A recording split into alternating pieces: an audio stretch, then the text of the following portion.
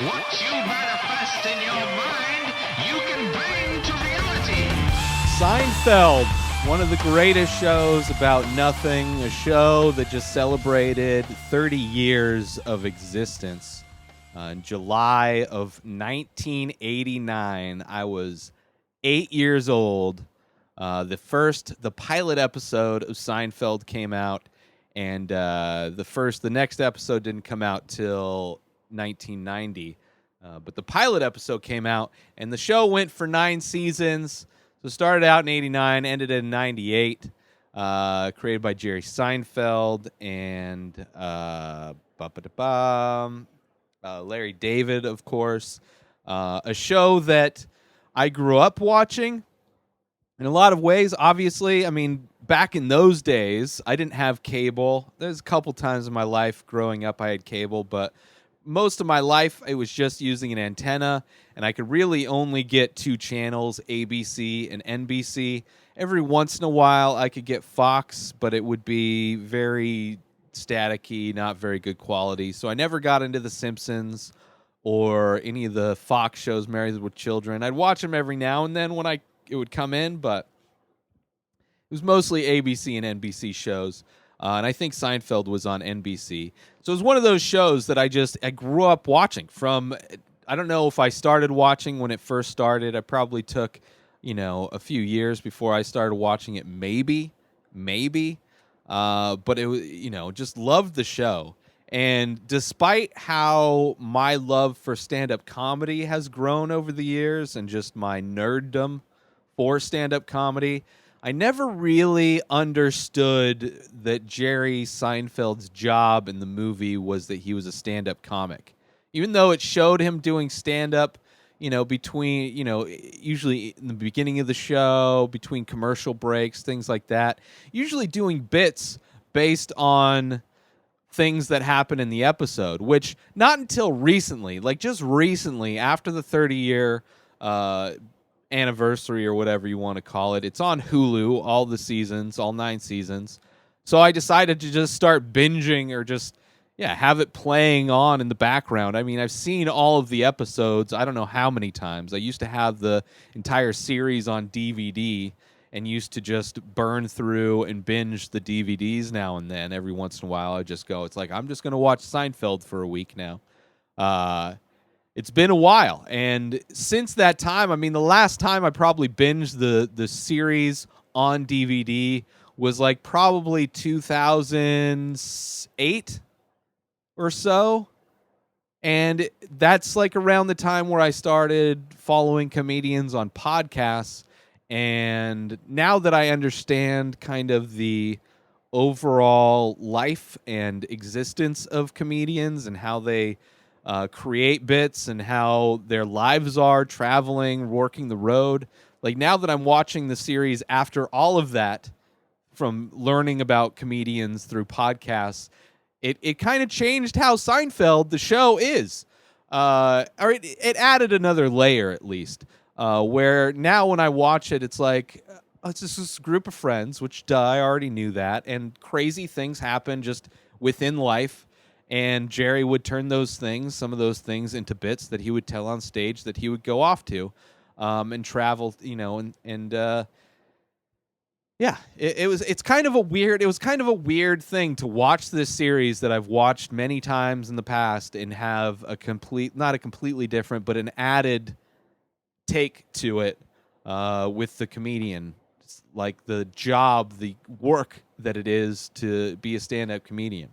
But I love the show, man. Early days, I mean, I don't remember the other shows that kind of aired around Seinfeld, but my young formative years of puberty, Elaine Bettis, Julia Louis-Dreyfus, like huge crush. Just in love with Elaine. So much about Elaine I enjoy, I adore. She's a very strong female character. I mean, she holds her own with the beasts that are George and Kramer. She's attractive, but she's also funny. She's smart.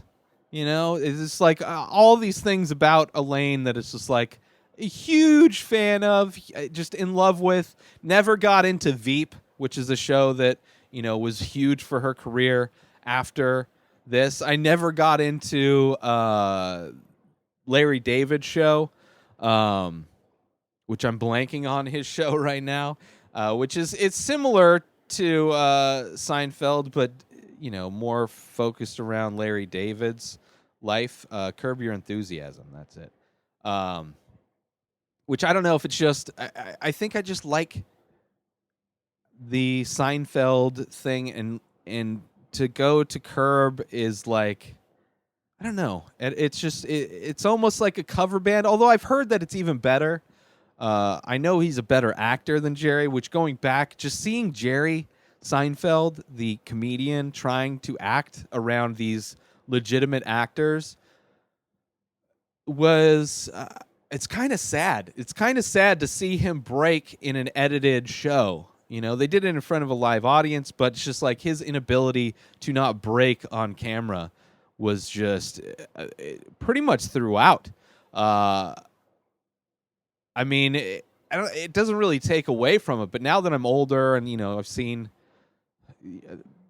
months and days and years worth of entertainment and movies and TV shows and people acting on all kinds of different levels, the spectrum of talent that is acting, and then to go and revisit Seinfeld, where one, I'm already being, kind of into it a little bit more because I'm drawn to the understanding the lifestyle of a comedian, but then also to see what I had heard so many people talk about before about how bad he is as an actor. It's just like, I mean, there's moments where he's good, but then there's moments where it's like clearly he's just saying these lines and like hitting his spots, and it's a little bit transparent to just how not very good he was.